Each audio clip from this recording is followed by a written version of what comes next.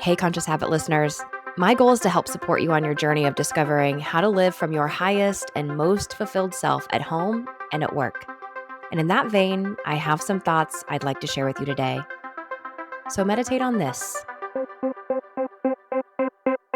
Okay, disclaimer.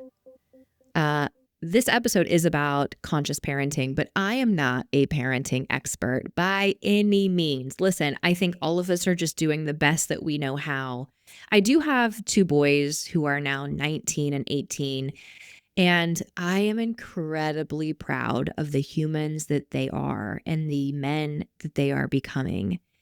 And I've gotten some great lessons from people around me that has helped me be a more conscious parent. Now, there are plenty of mistakes I have made and will make.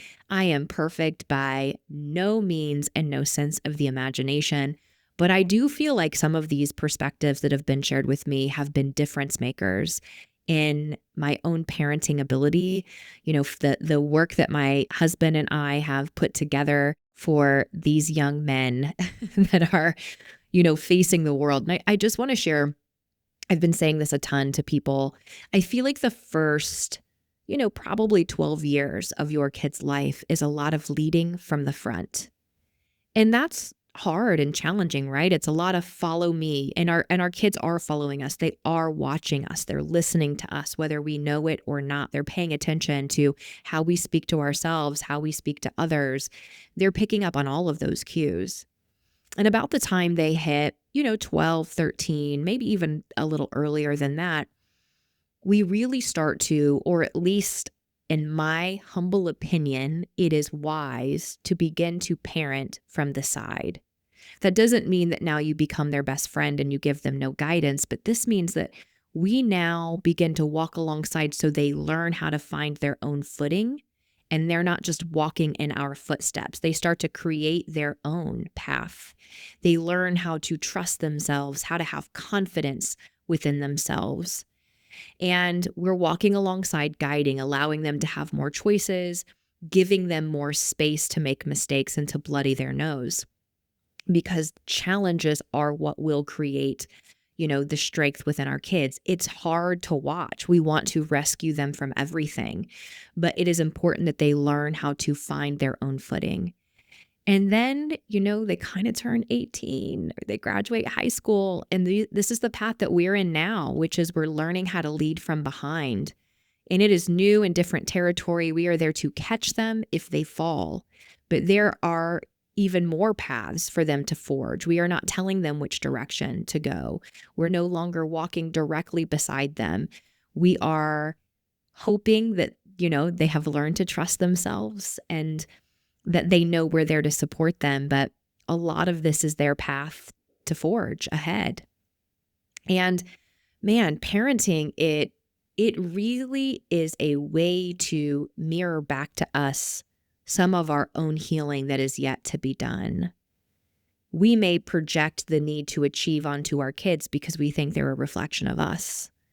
We may feel the need for them to be perfect because it's a reflection of our feeling of our own imperfection. It's very interesting to watch and see the relationship that we build with our kids.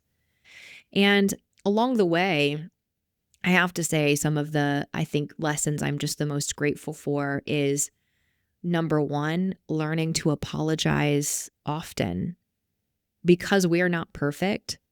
And I think this is more accepted in this generation, but I certainly grew up in a generation where my parents never apologized to me. I grew up thinking that my parents were right about everything and that they never made mistakes. And so being an adult meant that you were always right and never made mistakes. And then I became an adult, and man, was that a rude awakening. Like, oh shit, wait, I don't know if I'm ever right.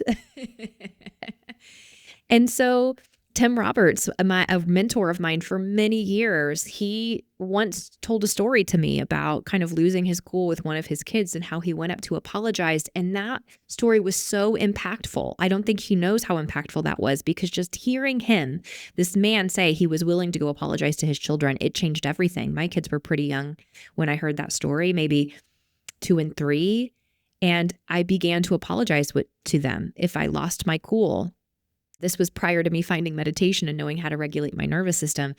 So I feel like that lesson of apologize early and often is so great. It also teaches our kids how we're all going to make mistakes and it's really okay to own up to them. The next lesson is regulating ourselves because it's not our kids' jobs to regulate our nervous system. And listen, they're wild and crazy. They are going to act a fool. They are going to do things that drive us nuts. And if we are not regulating our nervous system, we will act out on them. And our voice becomes their inner voice. And so just to have great practices, to let them see you, practicing those things, apologize if we fall off step, but then watch them see how you regulate your nervous system, whether it's breathing, they see you meditating, you go for a walk and you say, oh, this makes, when I'm feeling emotions, it helps me feel better. Them being able to see that, I think, is really important. And it teaches them how to help regulate themselves. That's another lesson we can teach our kids, is that having emotions isn't bad. Hey, we have big feelings. And I think a lot of these conversations are happening out there in the world and in parenting. I'm really, really grateful for it. I think it's going to make massive, improvements on the next generation and how they are able to handle emotional trauma. The last thing that I found to be incredibly helpful is to keep our eye on the bigger picture. We are parenting to create happy, healthy adults, not compliant children in this moment. If our goal is, I need you to just listen to me because I'm the authority figure and you're supposed to do what I say, I want you to imagine that is the hardwiring that you're creating, and then what kind of adult they might become. Someone who's purely compliant and just tell me what to do, and needs to be told what to do in order to know their own path, or, there's various things that are happening, but the child we parent today is the adult they become tomorrow. So keeping our eyes on that bigger picture, what kind of humans? They're going to be their own humans, by the way.